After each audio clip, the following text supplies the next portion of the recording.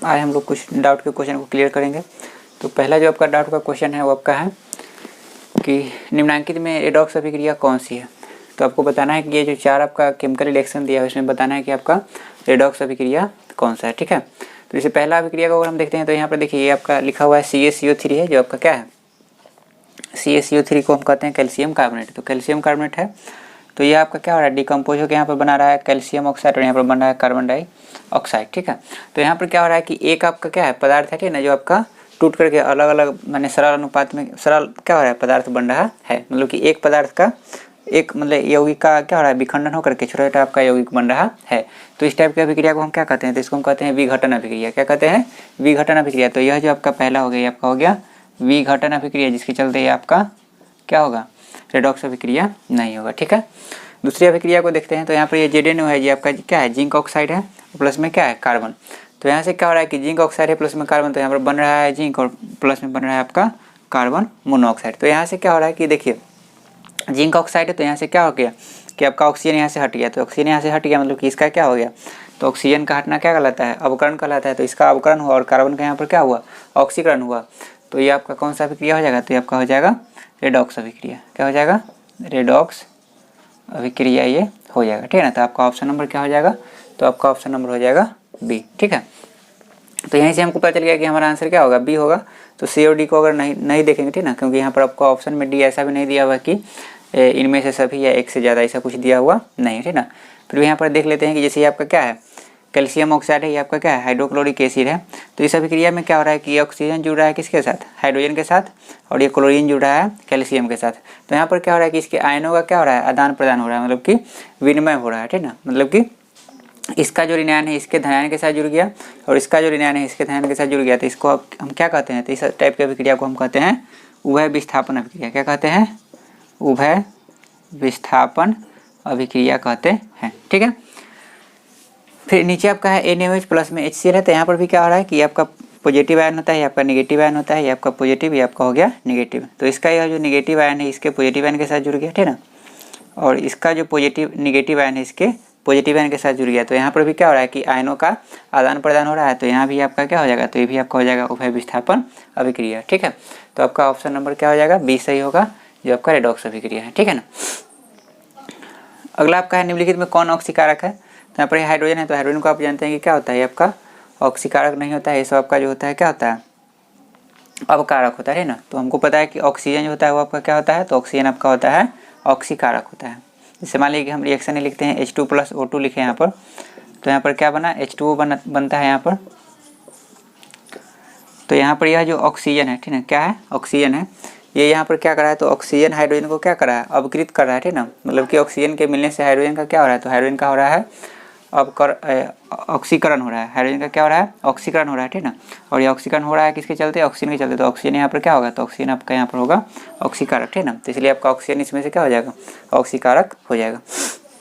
अगला आपका है 12 नंबर में, निम्नलिखित में कौन अवकारक गुण प्रदर्शित करता है। तो अवकारक गुण प्रदर्शित करता है मतलब कि कौन अवकारक है, यही हमको बताना है। तो आप याद कर ध्यान में रखिए कि सल्फ्यूरिक एसिड हो गया, हाइड्रोजन सल्फाइड हो गया और नाइट्रिक एसिड हो गया। क्या हो गया, ये आपका नाइट्रिक एसिड है, ये आपका हाइड्रोजन सल्फाइड है और ये आपका सल्फ्यूरिक एसिड होता है। ठीक ना, तो ये सब जो आपका होता है क्या होता है, ये सब आपका होता है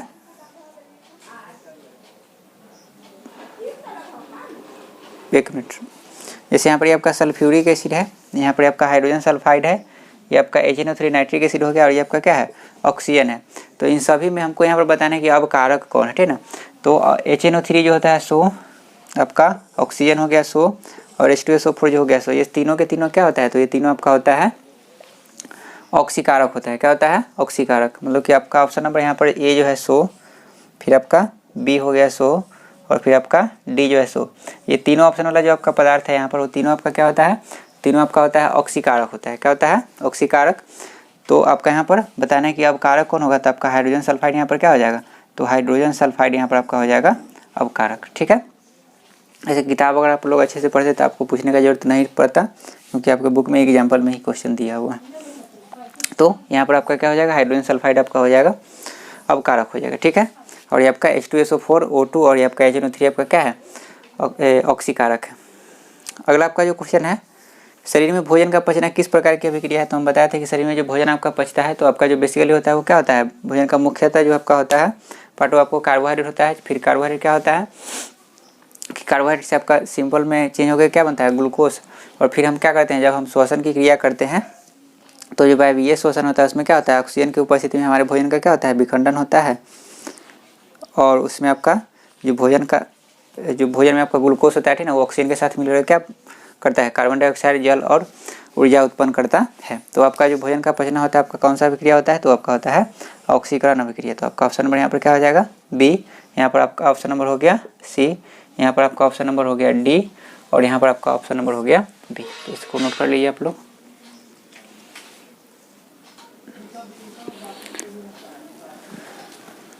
अगला जो आपका क्वेश्चन है वो दिया हुआ है, निम्नलिखित में कौन सा पदार्थ बिना ज्वाला के जलता है? तो बिना ज्वाला के जलता है तो कल जब बता रहे थे तो एक हम बताए थे कि आपका जो कोयला होता है कोयला में लाल ज्वाला मैंने ज्वाला उसमें से लाल निकलता है ठीक है ना, तो वो नहीं था ठीक ना, उसमें से किसी प्रकार का कोई ज्वाला नहीं निकलता है कोयला में ठीक है ना। तो मैंने कहने वाला कि कोयला जो आपका होता है बिना ज्वाला के जलता है ठीक है ना। और यहाँ पर जो मोमबत्ती है, केरोसिन और मेथेन गैस ये सब क्या होता है, ज्वाला के साथ जलता है। इसलिए आपका ऑप्शन नंबर यहाँ पर क्या हो जाएगा, सी। क्योंकि क्वेश्चन यहाँ पर आपका कहा जा रहा है कि निम्नलिखित में कौन सा पदार्थ बिना ज्वाला के जलता है, मैंने कि ऐसा कौन सा पदार्थ है जिसको जलाएंगे तो उसमें से क्या होगा, ज्वाला उत्पन्न नहीं होगा। तो कोयला जो है उसमें से ज्वाला उत्पन्न नहीं होता है ठीक है ना। आपका अगला जो दिया हुआ है, कोयला या कहीं पर आपको चारकोल लिखा रहेगा तो चारकोल से भी क्या होता है, कोई ज्वाला उत्पन्न नहीं होता है। क्योंकि चारकोल जो होता है वो भी आपका क्या होता है, कार्बन से मिलकर बना होता है। हालांकि कार्बन से मिलकर बहुत सारी चीज़ बना होता है, जैसे इसमें इस समय भी क्या होता है, कार्बन होता है। लेकिन चारकोल जो होता है उसमें से भी आपका क्या होता है कि ज्वाला उत्पन्न नहीं होता है ठीक है। अगला जो आपका दिया हुआ है यहाँ पर क्वेश्चन, रासायनिक समीकरण में देखिए यहाँ पर क्वेश्चन नंबर 2 दिया हुआ है। तो यह जो आपका टाइप अलग था, ये आपका शायद लघुत्तरीय माने आपका जो लघुत्तरीय प्रश्न है, अति लघुत्तरीय उसमें का क्वेश्चन है ठीक है ना। तो इसलिए क्वेश्चन नंबरिंग यहाँ पर आगे पीछे है दिया हुआ ठीक है। तो अगला जो क्वेश्चन आपको दिया हुआ कि रासायनिक समीकरण में, ये समीकरण है क्या लिखा हुआ है, रासायनिक समीकरण में अभिकारकों और प्रतिफलों के बीच, तो अभिकारकों और प्रतिफलों के बीच में तीर चिन्ह का प्रयोग क्यों किया जाता है? तो यहाँ पर हम लिखे हैं कि अभिक्रिया की दिशा बताने के लिए कि अभिक्रिया किस तरफ हो रही है। इसका करने वाला भी होगा, जैसे मान लीजिए हम यहाँ पर लिखे H2+ में लिखे यहाँ पर Cl2 और यहाँ पर दिए हम क्या एरो का साइन दिए और यहाँ पर हम लिखे 2HCl। इसका मतलब ये हुआ कि तीर चिन्ह के जो बाईं तरफ होता है वो आपका क्या होता है, अभिकारक होता है। क्या होता है, अभिकारक होता है। और तीर चिन्ह का जो दाईं होता है वो आपका क्या होता है, वो आपका होता है प्रतिफल होता है ना। तो ये आपका अभिक्रिया की दिशा बता रहा है कि यहाँ पर कौन सा आपका क्या है, अभिकारक है, और कौन आपका क्या है, आपका प्रतिफल है। इसी को अगर हम इस तरह से लिख दें, जैसे 2HCl यहाँ पर हम लिखें और तीर चिन्ह को अगर इस तरह से हम लिख दें, तो इसका मतलब यहाँ पर क्या हुआ कि अगर हम H2+ Cl2 को यहाँ पर हम क्या कर रहे हैं, रिएक्शन करा रहे हैं, यहाँ पर आपका क्या बन रहा है, 2HCl बन रहा है ठीक है। तो इससे यह पता चलता है कि अभिक्रिया किस दिशा की तरफ हो रही है, मतलब कि कौन सा यहाँ पर प्रतिफल है और कौन आपका क्या है, अभिकारक है, इसका यह पता लगाता है, इससे ये पता चलता है ठीक है। तो इसलिए आप हम लिखेंगे क्या कि अभिक्रिया की दिशा बताने के लिए तीर चिन्ह का प्रयोग किया जाता है। अगला जो आपका दिया है कि उस अभिक्रिया को क्या कहते हैं जिसमें अभिकारक सरल प्रतिफलों में परिवर्तित होता है। तो अभिकारक मतलब कि यहाँ पर एक अभिकारक रहेगा, क्या रहेगा, एक अभिकारक रहेगा और प्रतिफल यहाँ पर एक से क्या रहेगा, ज़्यादा रहेगा। जैसे मान लीजिए कि अगर हम लेते हैं कैल्शियम कार्बोनेट को, इसको अगर हम हीट करेंगे तो यहाँ पर आपका क्या मिलेगा, कैल्शियम ऑक्साइड मिलेगा, प्लस में क्या मिलेगा, कार्बन डाइऑक्साइड। तो यहाँ पर एक आपका क्या है, अभिकारक है, और ये आपका टूट करके अलग अलग आपका क्या बना रहा है, सरल प्रतिफल यहाँ पर बना रहा है। तो यहाँ पर एक ही अभिकारक है और एक अभिकारक के टूटने से यहाँ पर क्या हो रहा है, अलग अलग प्रतिफल आपका बन रहा है। तो इस टाइप की अभिक्रिया को हम क्या कहते हैं, विघटन अभिक्रिया या अपघटन अभिक्रिया कहते हैं, या वियोजन अभिक्रिया कहते हैं। अगला जो आपका लिखा हुआ क्या संयोजन अभिक्रिया ऑक्सीकरण अभिक्रिया है, तो हाँ हो सकता है। जैसे मान लीजिए कि अगर हम लिखें H2+ O2, यहाँ पर क्या बना 2H2। आपको पता है कि संयोजन अभिक्रिया क्या होता है कि जिसमें आपका 2 या 2 से अधिक आपका क्या होता है तत्व या आपका यौगिक अभिक्रिया करके और एक आपका क्या बनाता है, एक यौगिक बनाता है। मतलब कि आपका जो प्रतिफल होगा इसमें एक ही होगा। मतलब कि संयोजन अभिक्रिया में हमेशा क्या होगा, प्रतिफल एक ही होगा, और वियोजन अभिक्रिया में आपका क्या होगा, अभिकारक आपका एक ही होता है ठीक है ना। तो ये बात आपको याद रखना है। तो संयोजन अभिक्रिया यहाँ पर H2+ O2 है, यहाँ पर 2 आपका क्या है, अभिकारक है। दोनों अभिकारकों के मिलने से यहाँ पर एक सिंगल आपका क्या बना, प्रोडक्ट बना, जो आपका क्या है, वाटर है ठीक ना। तो यहाँ पर क्या हो रहा है कि हाइड्रोजन ऑक्सीजन का यहाँ पर क्या हो रहा है, रिडॉक्स अभिक्रिया हो रहा है, जिसकी वजह से आपका क्या बन रहा है, यहाँ पर जल का निर्माण हो रहा है। तो इसलिए आपका संयोजन अभिक्रिया ऑक्सीकरण अभिक्रिया है। या हम लिखते हैं मान लीजिए कि C+O2, तो ये भी आपका क्या है, तो ये भी आपका ऑक्सीकरण अवकरण अभिक्रिया है, और ये आपका क्या है, साथ में संयोजन अभिक्रिया भी है। अगला जो आपका लिखा हुआ है H2O+ में F2, मतलब ये आपका जल है, ये आपका क्या है, फ्लोरीन है। दोनों का अभिक्रिया होने से यहाँ पर क्या बना है, तो हाइड्रोजन फ्लोराइड बन रहा है, और ये आपका क्या है, इसको हम लोग कहते हैं हाइड्रोक्सिल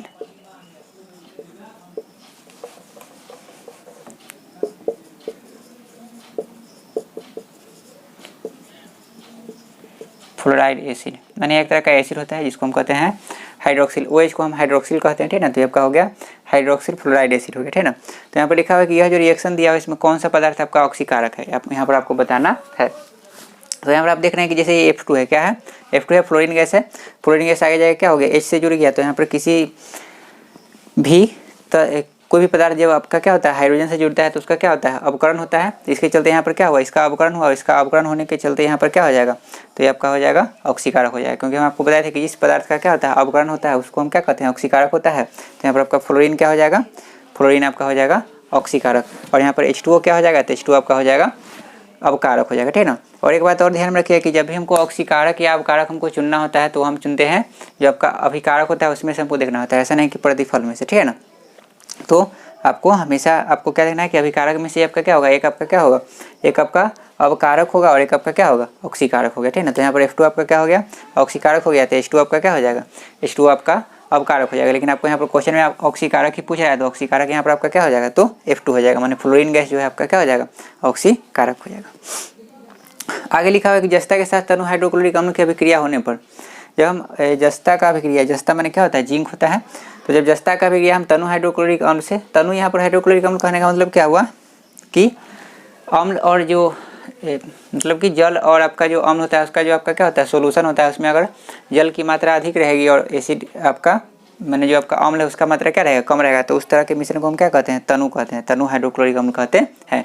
और वही अगर मान लीजिए कि आपका उसमें एसिड ज़्यादा है और वाटर का मात्रा क्या है, मतलब कि वाटर का जो परसेंटेज है वो क्या है कम है, तो उसको हम क्या कहते हैं, तो उसको हम कहते हैं सांद्र, क्या कहते हैं सांद्र अम्ल कहेंगे, ठीक है। तो यहाँ पर तनु हाइड्रोक्लोरिक अम्ल कहने का मतलब ये हुआ कि एसिड इसमें क्या है कम है और पानी इसमें क्या है ज़्यादा है, मतलब कि जल इसमें ज़्यादा है, ठीक है। तो लिखा हुआ कि जस्ता के साथ तनु हाइड्रोक्लोरिक अम्ल की अभिक्रिया होने पर हाइड्रोजन गैस मुक्त होती है। तो आप याद रखिए कोई भी धातु होगा, धातु जब अभिक्रिया करता है क्या चीज़ से एसिड से, तो आपका क्या होता है हाइड्रोजन गैस मुक्त होता है। लेकिन कुछ आपका जो धातु होता है वो अभिक्रिया नहीं करता है, जैसे कि आपका क्या हो गया कॉपर, क्यों नहीं करता है, क्योंकि कॉपर जो होता है आपका क्या होता है जस्ता से कम अभिक्रियाशील होता है।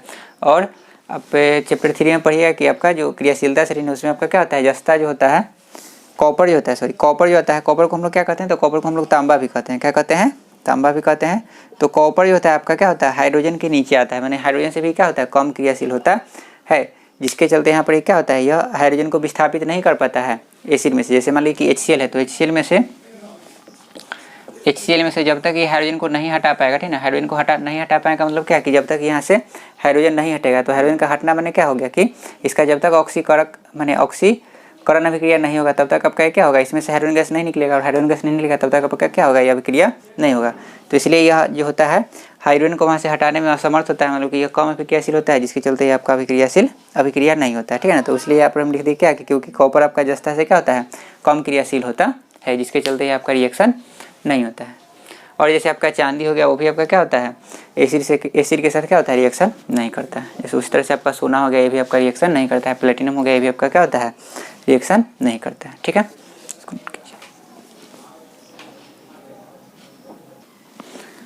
अगला आपका क्वेश्चन है अभिक्रिया ZnO प्लस CO, ZnO आपका जिंक ऑक्साइड हो गया प्लस में कार्बन मोनोऑक्साइड हो गया, तो यहाँ पर आपका बन रहा है जिंक प्लस में बन रहा है कार्बन डाइऑक्साइड के संबंध में कौन कथन सही है। मतलब कि यहाँ पर 4 आपको कथन दिया हुआ है, ठीक है ना, ये चारों कथन में से कौन सा कथन इसके लिए सही है, मतलब इस अभिक्रिया के लिए, ठीक है, ये आपको बताना है। तो पहला जो आपको यहाँ पर लिखा हुआ है क्या कि ZnO का ऑक्सीकरण होता है, ZnO का ऑक्सीकरण होता है। तो यहाँ पर हम क्या देख रहे हैं कि ZnO यहाँ पर है, ठीक है ना, तो ZnO यहाँ पर क्या बन गया Zn बन गया, मतलब कि यहाँ पर ऑक्सीजन हट गया। तो ऑक्सीजन का हटना क्या होता है अवकरण होता है, मतलब कि ZnO का यहाँ पर क्या होगा अवकरण होगा, क्या होगा अवकरण।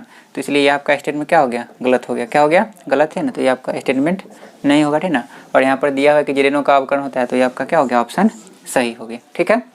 तो इसी से पता चलेगा कि आपका ऑप्शन नंबर यहाँ पर डी होगा, ठीक है ना। लेकिन और सब भी पर भी चर्चा कर रहे थे, जैसे यहाँ पर लिखा है CO2 ऑक्सीकृत हो रहा है, तो CO2 ऑक्सीकृत हो रहा है, ठीक है ना। तो CO2 ऑक्सीकृत नहीं हो रहा है, CO ऑक्सीकृत हो रहा है, क्योंकि कार्बन मोनोऑक्साइड के साथ क्या हो रहा है ऑक्सीजन जुड़ रहा है, ठीक है ना। तो यहाँ पर CO2 ऑक्सीकृत नहीं होगा, ठीक है, तो ये भी आपका क्या हो गया गलत हो गया। और यहाँ पर यही अगर रहता है यहाँ पर कि CO ऑक्सीकृत हो रहा है, तो हाँ क्योंकि कार्बन मोनोऑक्साइड है इसके साथ एक ऑक्सीजन जुड़ रहा है, तो ये आपका इसका ऑक्सीकरण हो रहा है, मतलब कि कार्बन मोनोऑक्साइड का क्या हो रहा है ऑक्सीकृत हो रहा है। बट यहाँ पर दिया हुआ कार्बन डाइऑक्साइड ऑक्सीकृत होता है, तो ये आपका क्या है गलत है। अगला यहाँ पर है कि CO का अवकरण होता है, तो यहाँ पर CO है और इसमें ऑक्सीजन और जुड़ रहा है, ठीक ना। तो ऑक्सीजन का जुड़ रहा है मतलब कि इसका ऑक्सीकरण हो रहा है, ना कि इसका अवकरण हो रहा है, तो ये भी आपका क्या है, गलत है। तो आपका ऑप्शन नंबर क्या हो जाएगा, डी सही हो जाएगा। अगला जो आपका है अभिक्रिया कि PbO ये आपका लेड ऑक्साइड है प्लस में कार्बन है, यहाँ पर आपका बना लेड और यहाँ पर बना कार्बन मोनोऑक्साइड, ठीक है। तो यहाँ पर लिखा है कि PbO ऑक्सीकृत हो जाता है, PbO ऑक्सीकृत हो जाता है। तो PbO है मतलब कि लेड ऑक्साइड है, यहाँ से ऑक्सीजन हट रहा है, तो ऑक्सीजन हट रहा है मतलब कि PbO का यहाँ पर क्या होगा, अवकरण होगा, ना कि आपका क्या होगा, ऑक्सीकृत, मैंने इसका ऑक्सीकरण नहीं होगा, इसका क्या होगा, अवकरण होगा। तो आपका ऑप्शन नंबर क्या हो जाएगा, यहाँ पर सी हो जाएगा, ठीक है। और यहाँ पर ये आपका गलत हो गया, यहाँ पर लिखा हुआ है कि सी का अवकरण होता है, तो सी यहाँ पर क्या है आपका कार्बन है, कार्बन के साथ ऑक्सीजन यहाँ पर जुड़ा है, तो ऑक्सीजन जुड़ा है, तो यहाँ पर सी का क्या होना चाहिए, ऑक्सीकरण लिखा होना चाहिए, लेकिन यहाँ पर लिखा हुआ है सी का अवकरण, इसलिए आपका ये क्या है, गलत है। तो ये भी आपका गलत हो गया यहाँ पर बी नंबर।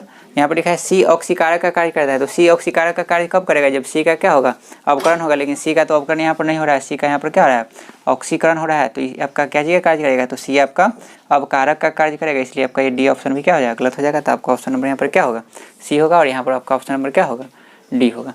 तो आज के लिए इतना ही रखते हैं, फिर कल मिलते हैं अगले डाउट के साथ।